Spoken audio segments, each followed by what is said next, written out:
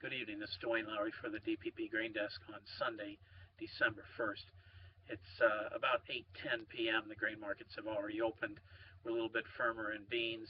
We're a little bit weaker in corn, and we're pretty much unchanged in wheat.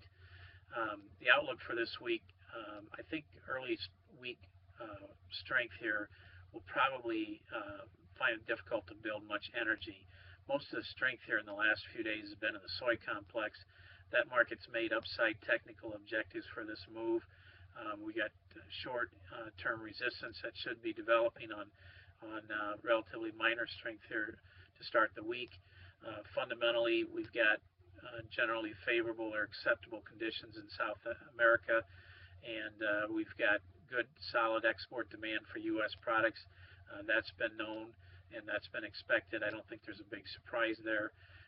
In terms of, I think quite a bit of the last 4 or 5 days of strength in the beans has been on short covering. A lot of people, as you know, a few weeks ago were quite bearish beans. I didn't really understand it at the time why people were bearish beans. I felt we had good upside potential. I was looking for a move up to 13.20 or something of that nature. We've gotten all the way to 13.40 something now on GN beans. I think a lot of the last 20 cents, 25 cents of strength has been about short covering activity. I think that short covering activity is nearing the end. I would expect early week strength here to falter in the beans. Good support is going to be developed in January's around $13. That's down, roughly 40 cents from where we're at right now. I think that type of setback is possible during the next 2 weeks, and I think short-term technical conditions suggest that we are vulnerable to weakness here during the next couple of weeks. As far as the corn and wheat are concerned, I think we've got major bottoms that are in the process of being formed, but I think that may still include yet another probe to new lows in corn. I think it's possible we can test the recent lows in corn, or excuse me, in wheat. I wouldn't even be surprised that we took a probe below the recent lows in wheat. That would be down 15 to 20 cents from where they're at right now. And I think both corn and wheat also have some vulnerability to weakness during the next couple of weeks. I don't think this is the type of weakness that producers are looking to try to make sales to protect against. I think it's more a situation that you're just trying to mentally prepare for this weakness and plan to sit on the sidelines and wait for better selling opportunities. I think that there'll still be a notable winter price recovery, and I think that is true about corn.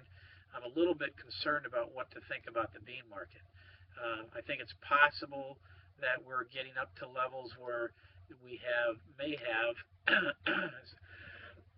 excuse me, I apologize for my voice. I spent some time in the hospital. I'm not sure if I came out of the hospital worse than when I went in.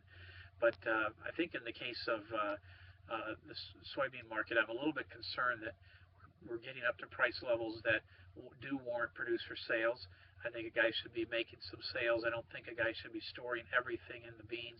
But in the same token, it's early. That's only the 1st of December. We certainly can have some South American production concerns that pop up during the next couple of months. And I don't think it's unreasonable to believe there's a chance that GN beans could trade $14.